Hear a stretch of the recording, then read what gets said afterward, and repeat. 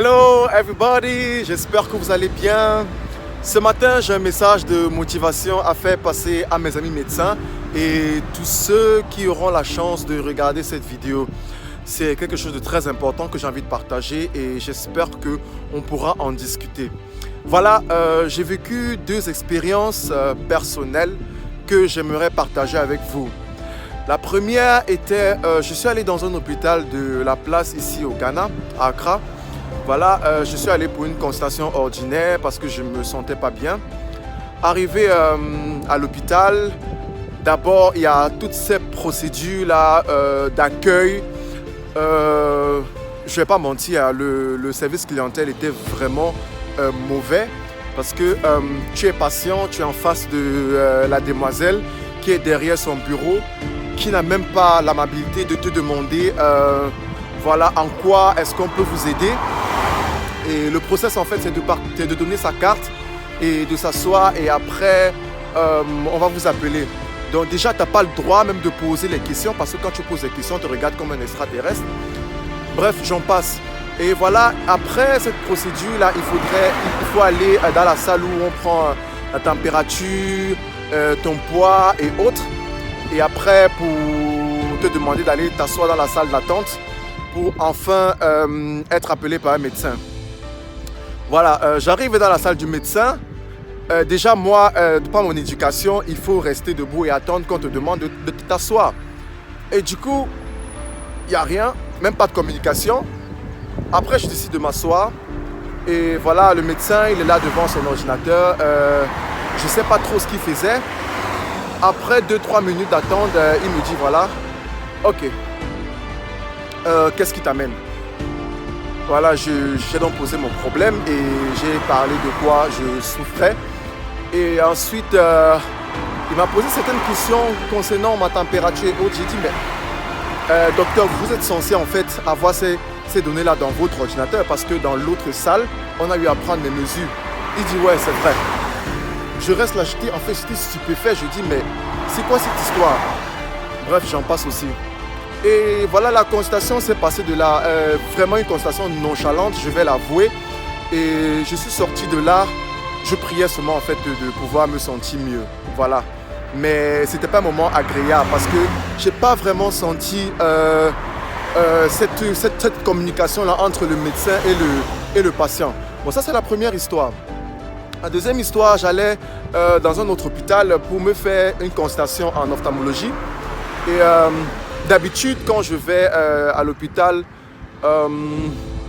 après la consultation, le médecin me demande toujours c'est quoi votre activité, disons parce que bon, comme je suis informaticien, et c'est important en fait d'ajouter les anti-reflets et les photos chromiques. Voilà, dans ce jour-là, après la consultation, on me fait passer à la machine là pour pouvoir détecter le numéro de mes verres. Après ça, rien, on me donne une ordonnance où je vais dans la salle où il fallait choisir les lunettes pour passer la commande des verres. J'arrive là-bas, la dame en question me dit qu'il y a des données qui manquent en fait sur l'ordonnance. Comme quoi, est-ce que je voudrais anti-reflet, est-ce que je voudrais photochromique et quel est le degré, l'espace entre les deux verres. Mais c'est là que je me rends qu'en fait que le médecin ne m'a pas posé de questions par rapport à mon activité et ce que je fais. Et déjà, sa manière de parler, j'ai senti qu'il y avait un truc qui n'allait pas. Elle ne voulait pas me dire directement que le médecin n'a pas bien fait. Donc du coup, j'ai décidé de repartir en fait dans la salle de voir le médecin. Et je n'ai pas voulu en fait faire tout un scénario. J'ai dit, médecin, docteur, vous avez oublié en fait de mettre ces données-là. Et jusque là, le médecin ne me pose pas de questions. Elle prend la fiche, elle me dit, ah oui, c'est vrai. Elle met juste photochromique anti-reflet. Franchement, ce jour-là, j'étais déjà débordé et je n'ai pas voulu m'asseoir pour pouvoir en fait toute une histoire. Je suis donc reparti dans la salle pour la commande des verres et tout s'est bien passé. Ça s'ajoute en fait à d'autres expériences. La question que je me pose ici, c'est on comprend tous qu'on a nos challenges, hein, le système est difficile, parfois on n'est pas d'humeur, mais franchement, il devrait y avoir une meilleure collaboration entre les médecins et les patients. Parce que le patient qui vient à l'hôpital, déjà il ne se sent pas bien et psychologiquement parlant, il n'est pas en état. Et si le médecin en fait crée une barrière entre le patient et lui, comment est-ce que le médecin pourra vraiment aider le patient?